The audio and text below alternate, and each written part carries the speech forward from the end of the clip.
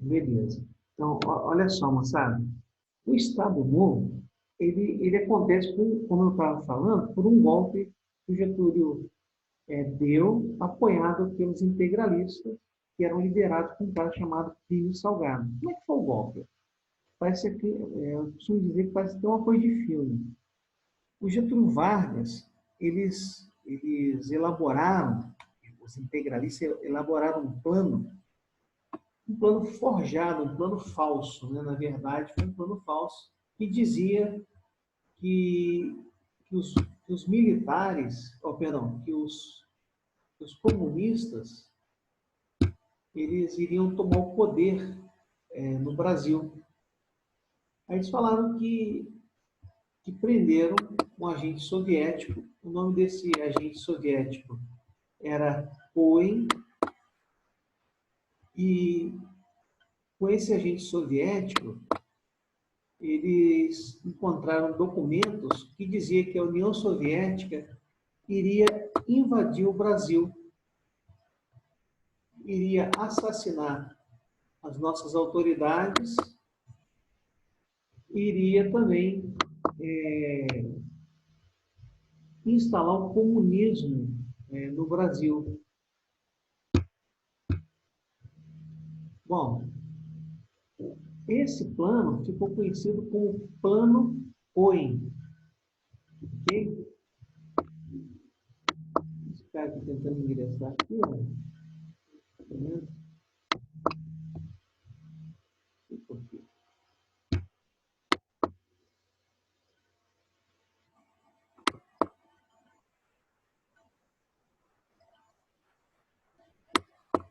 Só um minutinho, moçada. Deixa eu ver se eu consigo colocar esses colegas aqui na sala de aula.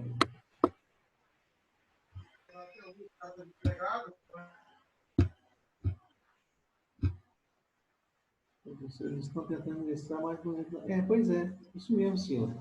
Eu tento aceitar aqui e não entra. Vou deixar eles de lado aqui e depois vou dar sequência. Não vai atrapalhar a nossa aula. Bom, então, olha só. Não risquem não, moçada. Não vai atrapalhar aí. Olha só. Essa Constituição, que está dizendo aqui no slide sobre 1937, ela foi colocada pelo Getúlio Vargas de uma forma para dar legitimidade ao governo ditatorial dele. Ele pega como base a Constituição da Polônia. A Polônia era um país fascista, e essa Constituição ela recebeu o nome de polaca. Ela foi imposta, ela foi outorgada. Então, gente, é preciso a gente entender qual a diferença de promulgar e outorgar.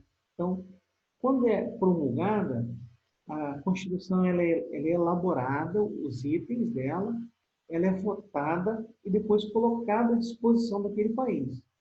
A outorgada vem de imposição, ela é imposta a nós, são leis que foram impostas a nós. É o caso dessa Constituição e da primeira Constituição do Brasil, de 1824, do Dom Pedro I. Bom, isso é só uma curiosidade. O que essa Constituição fez? Ela extinguiu todos os partidos políticos. Não tinha mais partido político. Só deveria ter um partido, que era o partido do governo.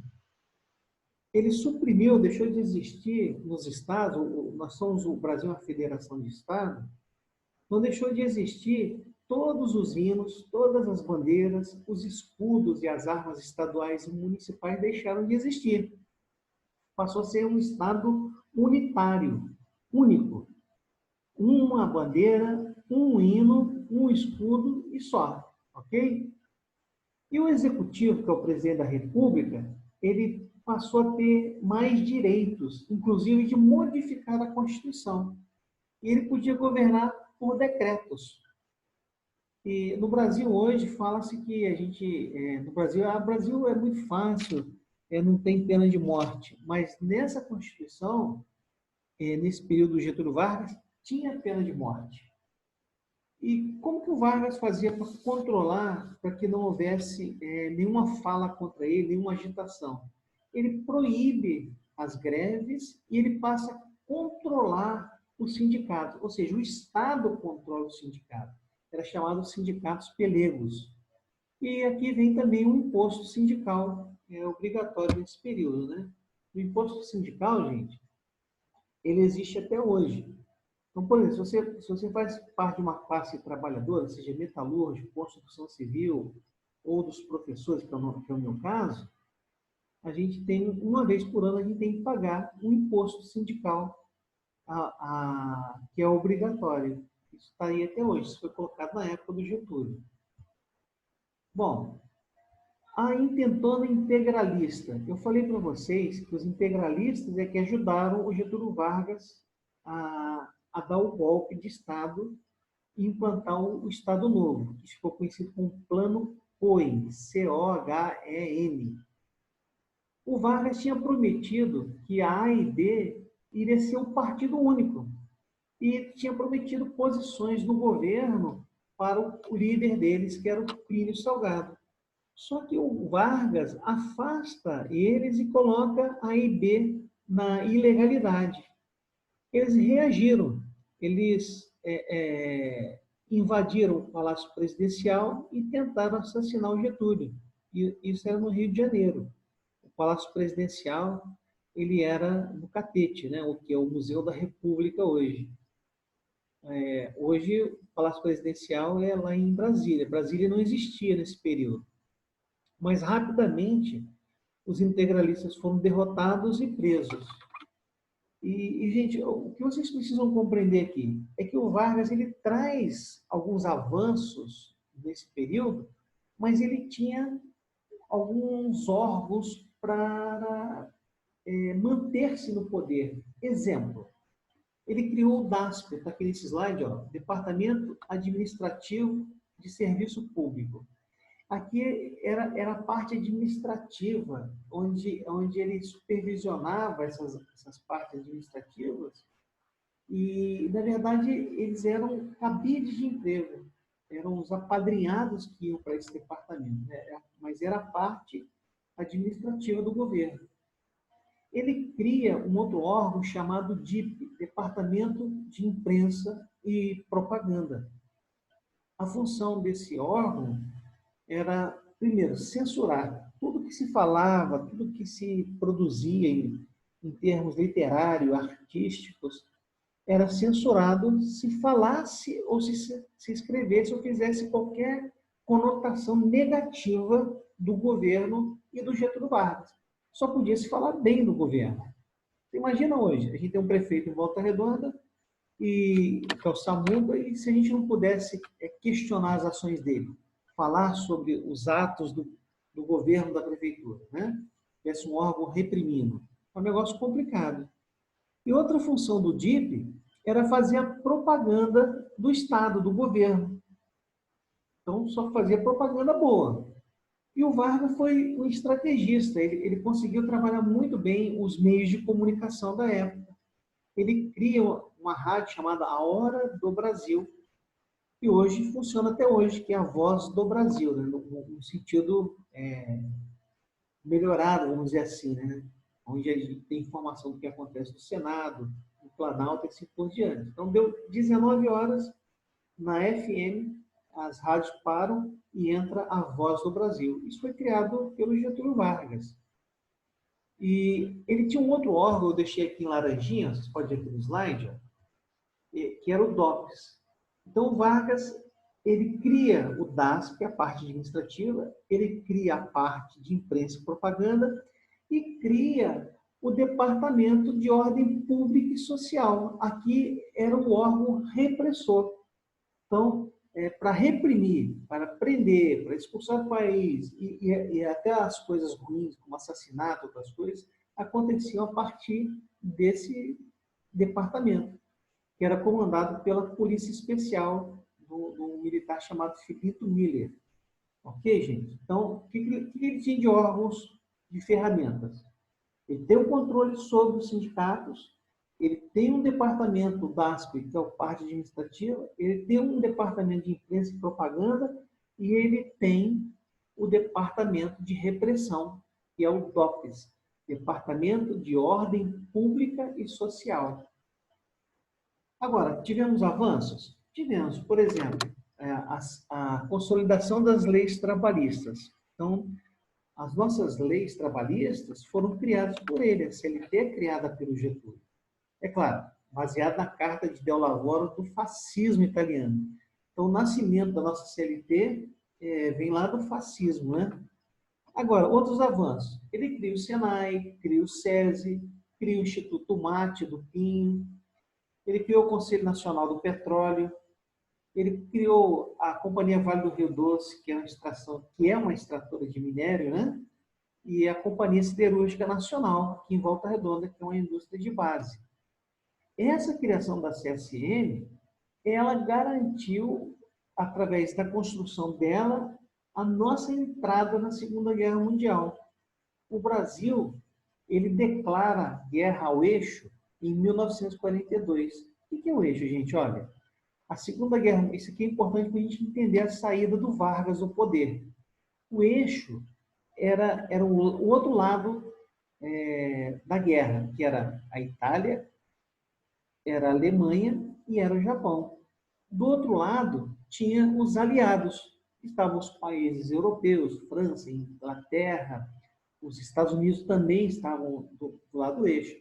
O Brasil declara guerra ao eixo, declara guerra à Alemanha, declara guerra à Itália e ao Japão em 1942.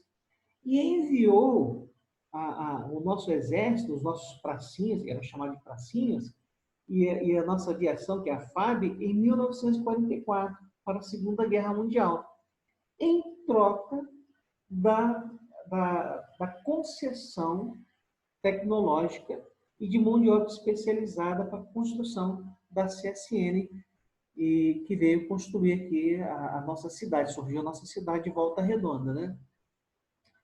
Lutamos ao lado do exército americano e vencemos a Itália, que era um país fascista. Gente, isso aí gerou um questionamento interno aqui no Brasil. De que forma? De certa forma, existia uma contradição. Qual era a contradição? Nós, brasileiros, nosso país foi lutar contra ditaduras no exterior. E nós tínhamos uma ditadura aqui no Brasil. Então, nós fomos, por exemplo, lutar contra a Itália, país fascista. E nós tínhamos aqui no Brasil o fascismo com o nome de Estado Novo. Não se falava fascismo, se falava Estado Novo. Ok, moçada? Bom, outra coisa. Nesse questionamento, surge um manifesto chamado Manifesto dos Mineiros, que foi elaborado pela Ordem dos Advogados do Brasil e por líderes liberais de Minas Gerais, em Belo Horizonte, se manifestando contra a ditadura, pedindo o fim do governo do Vargas. O Vargas percebe tudo isso, ele era um estrategista, e ele vai dar uma abertura política. Então, ele anistia os presos políticos, ele reata relações com a União Soviética, ele convoca eleições presidenciais para 1945, permitindo a volta dos partidos políticos. Aqui eu cito a UDN, PSD, PTB, PCB e o PRP, que já existia desde a época do Império, né?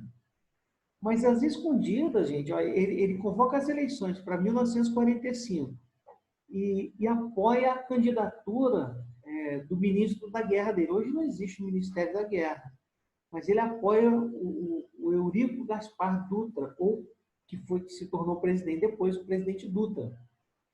Ele apoia a candidatura dele, o Eurico Gaspar Dutra vai como candidato sendo apoiado por Getúlio, mas às escondidas, o Getúlio apoia um movimento popular chamado o queremismo. O queremismo surgiu da união entre trabalhistas e comunistas, com apoio do Luiz Carlos Prestes, o mesmo que tentou tirar Getúlio Vargas em 1935, na intentona comunista. Todo um jogo político, né? E esse movimento, ele apoiado pelo PTB também, e surgiu depois o slogan, né, do PTB, Queremos Getúlio. As pessoas saíam às ruas aos gritos e com faixas dizendo queremos Getúlio, ou seja, pedindo a permanência do Getúlio Vargas na presidência. O Exército, ele percebe essa situação e, com medo de Vargas se aproximar da esquerda, se aproximar do comunismo, eles depõem Getúlio Vargas em 1945. Gente, curiosidade, o Vargas ele não foi preso, o Vargas não foi exilado para fora do país, o Vargas simplesmente sai do governo, é deposto, as eleições acontecem, o Dutra é eleito, o Getúlio Vargas retorna à sua fazenda em São Borjas, no Rio Grande do Sul. E ali ele controla o partido PTB, que vai lançar ele como candidato em 1950, e ele volta como presidente em 1950, com um assunto que nós vamos trabalhar posteriormente. Ok, gente? Então, para a gente entender, o Vargas ele entra em 1930, com a Revolução de 1930, e ele sai deposto do cargo da presidência em outubro de 1945 pelo Exército Brasileiro. Ok, moçada? Deixa eu interromper essa tela aqui só um pouquinho. Então, olha só. Esse assunto, conforme eu falei, ele está na página 40. Na página 40 está assim, ó, Vargas impõe o Estado Novo. E esse assunto ele vai até a página 44, no início da página 44. Aí a gente fecha o assunto sobre o Estado Novo. Para ficar melhor entendido, eu preciso que vocês façam o exercício da página 45, que é o exercício 4. Quem fez, tudo bem. Eu tinha pedido para não fazer o exercício 4, mas agora é importante fazer ele. Ok? Por exemplo, aqui, o exercício 4 fala assim, quais foram as vantagens trabalhistas criadas durante o governo Vargas? Então, ele cria uma série de vantagens para o trabalhador e qual era a vantagem? O que ele queria, né? Então, agora faz esse exercício e o exercício da página 47 até a página 50. Gente, a princípio, eu vou postar lá no Classroom e depois a gente vai usar a outra plataforma que o ICT está implantando, ok? Então é isso aí. Ó. Tem gente entrando agora. Eu queria saber uma coisa. Alguém tem alguma pergunta? Senão eu já vou dar com encerrado aqui. Ô, Vitor, tudo bom, Vitor? Interessante? Tudo bem, professor? Tranquilão, cara? Uhum. Ô, Vitor, fala comigo depois no privado, eu preciso conversar com você. Show. Show, cara? Então, gente, olha só. Então, esse slide eu vou deixar disponível também para vocês, lá no grupo de vocês. O exercício, eu já postei no Classroom. Eu falei que ia postar, não. Já postei, porque nessa plataforma, a turma 2AI, 2MC1 e 2E, elas estão juntas. O Ricardo tinha feito essa sala de aula e colocou elas juntas para mim. Nessa nova plataforma que está sendo criada, que vai começar a partir de semana que vem, eu separei a 2AI, porque a 2AI ela funciona comigo na segunda-feira, e a 2MC1 com a 2E, elas são turmas juntas na terça-feira. Ok, moçada? Então é isso aí, o recado está dado, o exercício está posto lá na plataforma, eu só vou reforçar no WhatsApp lá, tá bom, moçada? Um abraço aí para vocês, tá, gente? Com Deus todo mundo aí. Está encerrada a nossa aula, hein? Você pode se preparar para a próxima aula aí. Ok? Se tiver alguma dúvida, vocês podem procurar no privado também, tá bom? Um abraço, hein? Com Deus todo mundo.